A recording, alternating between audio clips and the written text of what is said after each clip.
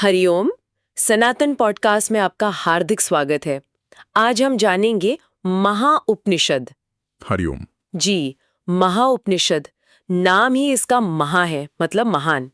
हालांकि ये गिना तो लघु उपनिषदों में जाता है, पर इसमें जो ज्ञान है, जो दर्शन है, वो बहुत गहरा है, बहुत व्यापक। हाँ, मैंने भी पढ़ा है कि ये मुख्यतः सामवेद से जुड़ा है ना। हालांकि कुछ लोग इसे अथर्ववेद से भी जोड़ते हैं। जी, सामवेद से मुख्य संबंध है। कुछ संकलनों में अथर्ववेद का उल्लेख भी मिलता है। और एक बात और है, इसे वैष्णव उपनिषद कहा गया है। वैष्णव, यानी भगवान विष्णु को परम माना गया है इसमें। हाँ, नारायण को सृष्टि के आरंभ में एकमात्र सत्ता बताया है। पर देखिए, इस उपनिषद की खूबी इसका वो समन्वयवादी दृष्टिकोण है। अच्छा, मतलब ये कि विष्णु को परम मानते हुए भी ये ब्रह्मा जी और भगवान शिव के लिए पूरा आदर दिखाता है। मानता है कि वो सब उसी एक परम ब्रह्म के ही अलग अलग रूप है। ये कोई कट्टरता नहीं है, एक बहुत उदार दृष्टि है, शैव उपनिषदों से थोड़ी अलग, जहां शिव ही परम है। समझ गई। और इसी उदारता का सबसे बड़ा उदाहरण तो वो प्रसिद्ध संदेश है ना। हाँ, बिल्कुल। वसुधैव कुटुंबकम। पूरी दुनिया एक परिवार। आज के समय में तो इस एक वाक्य में ही कितना कुछ समाधान है। निश्चित रूप से यही तो सार है इस उपनिषद का, कह सकते हैं। तो आज हम इसी पर थोड़ी गहराई से बात करेंगे। महाउपनिषद के ये जो मोती हैं ना, इन्हें निकालने की कोशिश करेंगे। सृष्टि कैसे हुई, ये दुनिया असल में है क्या, हमारा मन क्या खेल खेल रहा है। हाँ, मन की भूमिका। और अगर मन ही सब कर रहा है तो फिर मुक्ति कैसे मिले, शांति कैसे मिले। और सबसे जरूरी, वो वसुधैव कुटुंबकम का असली मतलब क्या है। सिर्फ एक नारा नहीं, बल्कि एक आध्यात्मिक सच्चाई। बहुत सुंदर। तो चलिए शुरू करते हैं सृष्टि कथा से। उपनिषद क्या कहता है?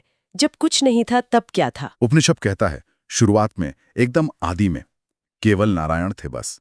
न ब्रह्मा, न शिव, न आग, न पानी, न धरती, न आकाश, कुछ भी नहीं। कुछ भी नहीं? तारे, सूरज, चांद? कुछ नहीं, केवल वो एक अद्वितीय स्वयंभू नारायण, अपने आप में स्थित, एक कह सकते हैं गहन शून्यता पर चेतना से भरी हुई। अकेले नारायण।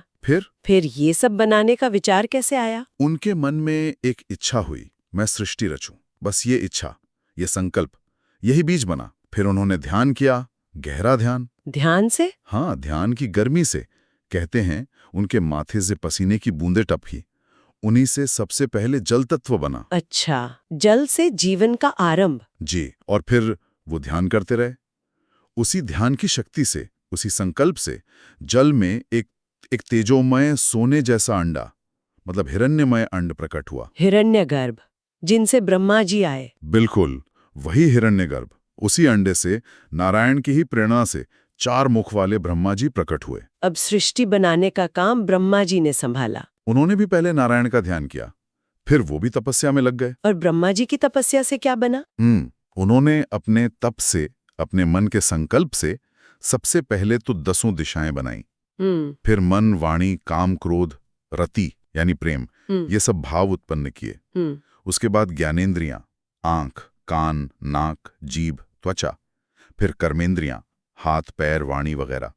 और आखिर में वो 5 महाभूत, पृथ्वी, जल, अग्नि, वायु, आकाश। अच्छा। इस तरह से ये सारा संसार, जड़, चेतन, देवता, मनुष्य, पशु, पक्षी, सब कुछ बना। और महादेव, भगवान शिव कैसे प्रकट हुए? इसमें मैंने सुना था कि 2 तरह की बातें हैं। हाँ, ये एक रोचक बात है। एक मान्यता है कि खुद भगवान नारायण ने फिर एक इच्छा की, संकल्प किया, ध्यान लगाया, तब उनके ललाट से, उनके तेज से 3 आंखों वाले, हाथ में त्रिशूल लिए भगवान शिव प्रकट हुए, बड़े तेजस्वी। उपनिषद में उनका वर्णन भी है? हाँ, बहुत सुंदर वर्णन है कि वो यश, सत्य, ब्रह्मचर्य, तप, वैराग्य, मन की स्थिरता, श्री, ऐश्वर्य, ओंकार, भू, भुवाह, स्वाह, ये सब व्याहृतियां, 4 वेद, सारे छंद, इन सब से युक्त थे। और दूसरी मान्यता क्या है? दूसरी कहती है कि वो ब्रह्मा जी के ललाट से, शायद उनके क्रोध या तप से प्रकट हुए। पर देखिए, जैसा हमने पहले कहा, उपनिषद का जोर समन्वय पर है। प्रकट कहीं से भी हुए हों, शिवजी भी उसी एक परम तत्व के ही रूप हैं। ये भेद तो बस लीला का है, तत्व का नहीं। ये बात स्पष्ट हुई। उपनिषद में विराट पुरुष का भी जिक्र है ना? हाँ, विराट पुरुष का बहुत भव्य वर्णन है। हजारों सिर, हजारों आंखें, हजारों पैर वाले, जिनका कोई अंत नहीं, जो इस पूरे ब्रह्मांड के कण कण में है, हर जगह। हर जगह, जो भूत, भविष्य, वर्तमान सब में है, और सबसे परे भी, परम कल्याणकारी, नित्य, अविनाशी। उपनिषद कहता है ये विराट पुरुष स्वयं नारायण ही हैं। वही परम आश्रय हैं, सृष्टि के मूल भी वही और अंत भी वही। अद्भुत।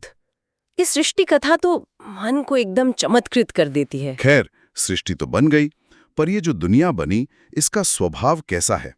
उपनिषद क्या कहता है इसके बारे में? यहाँ वो शुकदेव जी वाला प्रसंग आता है ना? हाँ, बिल्कुल। शुकदेव जी का प्रसंग बहुत मार्मिक है और सिखाता भी बहुत कुछ है। वो तो जन्म से ही ज्ञानी थे, गर्भ में ही ज्ञान हो गया था उन्हें, परमहंस थे। हाँ। पर उपनिषद बताता है कि इतना ज्ञान होने पर भी कभी-कभी उनका मन संसार के प्रति एक उदासीनता या कहें वैराग्य के कारण अशांत हो जाता था। कभी-कभी तो वो अपने पिता और गुरु महर्षि वेद व्यास की बातों पर भी ध्यान नहीं देते थे। है, ज्ञानी होकर भी मन अशांत, ये कैसे? यही तो मन की माया है। इससे पता चलता है कि सिर्फ किताबी ज्ञान काफी नहीं होता, जब तक वो अनुभव में न उतर जाए, जब तक वो पूरी शांति न मिल जाए। इसीलिए तो व्यास जी ने उन्हें मिथिला भेजा था, राजा जनक के पास। राजा जनक, जो विदेह कहलाते थे, मतलब देह में होकर भी देह से मुक्त। हाँ हाँ, वही जनक। जनक ने पहले शुकदेव जी की परीक्षा ली, इंतजार करवाया, उनके ज्ञान को, उनके वैराग्य को परखा। फिर जब उन्हें लगा कि ये पात्र हैं, तब उन्हें वही उपदेश दिया जो व्यास जी पहले दे चुके थे। वही उपदेश जी। पर जनक के मुंह से सुनकर और जनक को देखकर, उनके आचरण को देखकर शुकदेव जी को पूरा समाधान मिल गया, परम शांति मिल गई, उनका संदेह मिट गया। तो इस कहानी से संसार के स्वभाव पर क्या रोशनी पड़ती है? ये कहानी और उपनिषद की दूसरी बातें साफ करती हैं कि ये संसार अनित्य है, मतलब हमेशा रहने वाला नहीं है, हर पल बदल रहा है जी। और ये दुखमय है। दुखमय। हाँ, मतलब इसमें सुख अगर है भी तो वो टिकता नहीं है, पर दुख लगा ही रहता है। उपनिषद एक बहुत अच्छी उपमा देता है, कमल के पत्ते पर पानी की बूंद। हाँ, देखी है। कब डुलक जाए कोई भरोसा नहीं। वैसे ही हमारा ये शरीर, हमारी जवानी, हमारा पैसा, हमारी चीजें, यहाँ तक कि हमारी अपनी जिंदगी भी सब क्षणभंगुर है, पल में है, पल में नहीं। और इसमें अहंकार और तृष्णा का क्या रोल है? उपनिषद कहता है यही जड़ है सारे अनर्थ की। अहंकार मतलब मैं का भाव, और तृष्णा यानी वो इच्छाएं जो कभी खत्म ही नहीं होती। इन्हीं से दुख पैदा होता है, इन्हीं से हम कर्मों में फंसते हैं। जो अज्ञानी है उसके लिए तो ये शरीर भी बस एक बोझ है, ढोता रहता है, सजाता रहता है, पर ये नहीं समझता कि ये नश्वर है। तो जब कोई इंसान संसार की इस असलियत को, इसकी क्षणभंगुरता को, इसके दुख को गहराई से समझ लेता है, तब क्या होता है? तब उसके मन में अपने आप वैराग्य आता है। वैराग्य मतलब राग का न होना, सांसारिक चीजों से, भोगों से अनासक्ति। और इसी वैराग्य से फिर जिज्ञासा पैदा होती है कि इस दुख भरी दुनिया से छुटकारा कैसे मिले, मुक्ति कैसे हो। बस यहीं से असली आध्यात्मिक यात्रा शुरू होती है। यानी संसार को ठीक से समझने के बाद ही हम मन की भूमिका और मुक्ति के रास्ते पर सोच सकते हैं। और उपनिषद तो मन पर बहुत जोर देता है ना? हाँ, बहुत ज्यादा। उपनिषद का एक बहुत प्रसिद्ध वाक्य है, मना एव मनुष्याणाम कारणम बंधमोक्षयो। अच्छा। यानी मनुष्यों के बंधन का और मोक्ष का कारण सिर्फ और सिर्फ मन ही है। ये जो पूरी दुनिया हमें दिख रही है यहाँ, ये असल में मन की ही कल्पना है, मन का ही संकल्प है। इसीलिए इसे मनोमय जगत भी कहा है। मनोमय जगत मतलब जैसा हमारा मन वैसी हमारी दुनिया। बिल्कुल ठीक समझे आप। हमारे सुख दुख, हमारे रिश्ते, हमारी कामयाबी नाकामी, सब हमारे मन के नजरिए पर, हमारी वृत्तियों पर निर्भर करता है। और इस मन का सबसे बड़ा विलन कौन है? अहंकार, मैं और मेरा का भाव। यही हमें दूसरों से अलग करता है, यही इच्छाएं पैदा करता है। और जब इच्छाएं पूरी नहीं होती तो गुस्सा आता है, दुख होता है। और मन की चंचलता, उसके बारे में भी कुछ कहा है? हाँ, मन को बहुत ही ज्यादा चंचल बताया है। उपनिषद एक उदाहरण देता है गांव के आवारा कुत्ते का। कुत्ते का? हाँ, जैसे वो बिना किसी मतलब के इधर उधर भटकता रहता है, कभी इस गली कभी उस गली, वैसे ही हमारा मन भी बिना किसी वजह के भूतकाल की चिंता में, भविष्य की कल्पना में, फालतू की बातों में भटकता रहता है। तो इस चंचल मन को काबू में करना तो फिर बहुत ही मुश्किल होगा। मुश्किल ही नहीं, उपनिषद कहता है कि मन को वश में करना समुद्र को पी जाने से भी ज्यादा कठिन है, सुमेरु पर्वत को उखाड़ने से ज्यादा कठिन है, जलती हुई आग को खा लेने से भी ज्यादा कठिन है। अरे बाप रे, तो क्या ये नामुमकिन है फिर? फिर मुक्ति का रास्ता क्या है? कठिन जरूर है, पर नामुमकिन नहीं। अगर नामुमकिन होता तो ऋषि मुनि रास्ता बताते ही क्यों? उपनिषद मन को साधने और मुक्ति पाने का एक एक क्रम से रास्ता बताता है। 5 सीढ़ियां हैं इसकी। 5 सीढ़ियां? कौन कौन सी? पहली है वैराग्य, जिसकी बात हमने की, संसार और उसकी चीजों से अनासक्ति, ये समझना कि इनमें असली सुख नहीं है। दूसरी है विचार, ये बहुत जरूरी है। विचार? हाँ, विचार मतलब विवेक बुद्धि का इस्तेमाल करके आत्मा और अनात्मा में, नित्य और अनित्य में, सच और झूठ में फर्क करना। लगातार खुद से पूछना, मैं कौन हूं? क्या मैं ये शरीर हूं? क्या मैं ये मन हूं? या इनसे भी परे कुछ हूं? वैराग्य और विचार, ठीक है। और इसके बाद? तीसरा है वासनाक्षय। वासना मतलब वो मन में गहरी बैठी हुई इच्छाएं, आदतें, संस्कार, ये हमें बार बार पुराने ढर्रे पर ले जाती हैं। इनको धीरे धीरे खत्म करना, कमजोर करना जरूरी है। चौथा है मनोनाश। मन को मार देना? नहीं नहीं नहीं, मारने का मतलब नहीं है। मतलब है मन की वो जो संकल्प विकल्प करने की आदत है ना, जो उसे चंचल बनाती है, उसे शांत करना। मन को अमन अवस्था में लाना, जहां वो बाहर की चीजों के पीछे ना भागे। अच्छा। और पांचवी और आखिरी सीढ़ी? पांचवी और सबसे ऊंची सीढ़ी है आत्मज्ञान। अपने असली स्वरूप को जान लेना, ये अनुभव करना कि मैं ये मरने वाला शरीर नहीं, ये चंचल मन नहीं, ये बदलने वाली बुद्धि नहीं, बल्कि मैं वो शुद्ध, नित्य, सच्चिदानंद आत्मा हूं जो ब्रह्म का ही अंश है। यही है परम ज्ञान, यही है मुक्ति। ये यात्रा तो बहुत बहुत गहरी है। उपनिषद में वो ज्ञान और अज्ञान की 7 भूमिकाओं का भी जिक्र आता है ना, ज्ञान भूमि। हाँ, ज्ञान की 7 भूमिकाएं या 7 स्तर बताए हैं। ये साधक की आध्यात्मिक तरक्की के पड़ाव हैं। जैसे स्कूल में क्लास होती है ना, पहली, दूसरी। हाँ, वैसे ही ज्ञान के रास्ते पर भी ये 7 भूमिकाएं हैं। सुभेक्षा, ज्ञान की इच्छा होना, विचारणा, ज्ञान का अभ्यास करना, तनुमानसा, मन का पतला सूक्ष्म होना, सत्वापत्ति, शुद्ध सत्व गुण में स्थित होना, असंगशक्ति, पूरी तरह अनासक्ति, पदार्थ अभावनी, बाहरी चीजों का न दिखना, उनका अभाव लगना, और तुर्यगा, तुरीयावस्था यानी परम सत्य में स्थित हो जाना। इनके जरिए साधक धीरे धीरे अज्ञान के अंधेरे से ज्ञान के उजाले में पहुंचता है। और उपनिषद में जीवन मुक्त और विदेह मुक्त अवस्थाएं भी बताई गई हैं। हाँ, बहुत सुंदर वर्णन है उनका भी। जीवन मुक्त वो है जो इसी शरीर में रहते हुए, दुनिया के काम करते हुए भी अंदर से मुक्त है। जीते जी मुक्त। हाँ, जीते जी। उसकी इच्छाएं खत्म हो गई हैं, उसका मन शांत है, वो सुख दुख में एक जैसा रहता है, उसे आत्मज्ञान हो चुका है। और विदेह मुक्त वो है जिसका जब शरीर छूटता है, प्रारब्ध कर्म खत्म होने पर, तो वो पूरी तरह से ब्रह्म में मिल जाता है, उसका फिर से जन्म नहीं होता। तो मतलब मूल बात यही हुई कि आसक्ति ही बंधन है और अनासक्ति ही मोक्ष है। बिल्कुल। जब तक मन में संकल्प उठ रहे हैं, इच्छाएं बन रही हैं, तब तक ये संसार का जाल बना रहेगा। संकल्प खत्म होते ही ये भ्रम टूट जाता है।